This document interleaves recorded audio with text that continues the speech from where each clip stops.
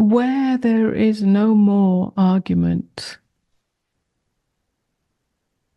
not just the end of the argument in the mind, which is included in this, or the end of the argument, the resistance in the heart, which is included in this, but the end of the argument at the deepest level. It's a deep rootedness in existence. It's the end of unworthiness. It's the end of separation. It's the end of not enoughness. In this way, we live as the prayer. We live as the open flower. We're not begging for anything. We're not begging life to give us what we need in order to feel good enough. We are not the victim of life. That's why the separation ends. There isn't a life outside of me that is either giving me what I want or not giving me what I want. There is not a life outside of me rewarding me or punishing me. As we live in this way, where you are the prayer, and yet not asking for anything, not demanding anything, then you really come into alignment with the flow of God, with the flow of life. You are not putting up any obstruction. In this way, there can be trust without trusting in anything. This is the trust without the landing place. This is the trust without the destination. It's a deep trust in that whatever is emerging, whatever is flowing, whatever is revealing itself in your life is exactly right, is exactly perfect. Whether it's something challenging that's pointing you back to God, to source, to beingness,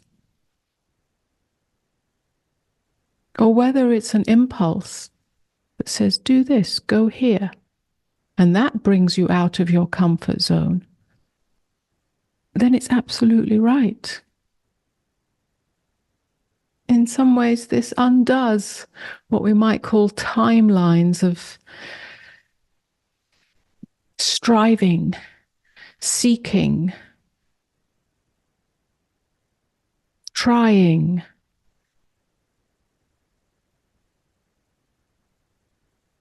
whether it be seeking approval or seeking love or seeking recognition or seeking security. All those timelines that have filtered into the collective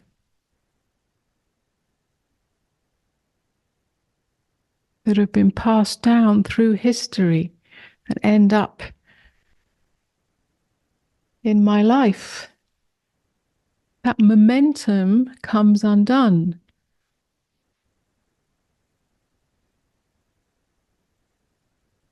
And the true power of creation can reveal itself in you. That doesn't mean that you have to be creative or you find your creative path in the conventional sense of that word, where you suddenly find the joy or purpose of creating art or dance or poetry or whatever. It doesn't mean that, although it may do. Creation in all its forms, new possibilities. And sometimes that's not outwardly visible. We don't have to do great things in the world, or things that are visible. It may be in a more invisible, inner realm. But it's like the birth of a new world. Perhaps you simply become a frequency holder, a frequency of this goodness. which may be invisible but has an impact. There's a great trust in the unfoldment of your life, in the unfoldment of life as you. If you are rose, you are a rose, you are destined to be a rose. If you are a lily, you are destined to be a lily. This ends comparison, envy, jealousy,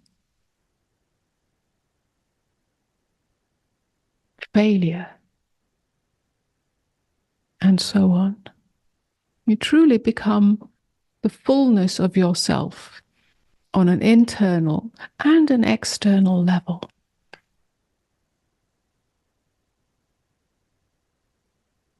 And of course, it's a journey. As long as we're alive, there is linear time. So it's not like we arrive at the destination. The destination is here.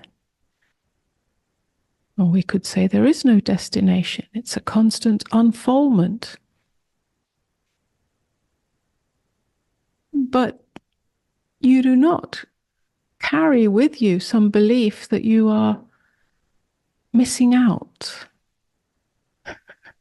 that you've missed something, that you're on the wrong track, that it's not going according to the way it should do.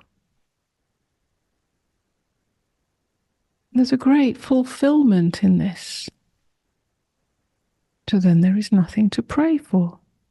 If there is anything, it is the immersion in this palpable field of goodness, which can be easily contacted just by sitting still.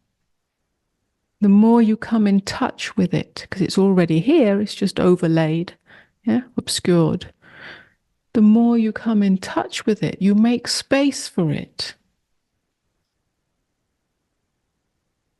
And then the more it comes into the foreground. And if there is some, I don't know what to do next, or I don't know how to do this, or I don't know, whatever it is. You get a sense that there's something, but you don't know what it is, or you don't know how to do it, or you don't know what the next step is, or you don't feel like you're quite on the right track right now, or whatever it is.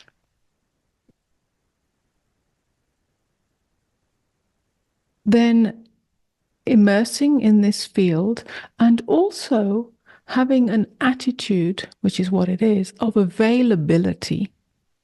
So you're not praying to anything. You're not even imagining what you think you want, or what you could have, or where you could be. These are all impediments, obscurations to God as it wants to flow through you. Instead, make yourself available. It's a great not knowing. It's a great undoing. Is simply saying, I am available.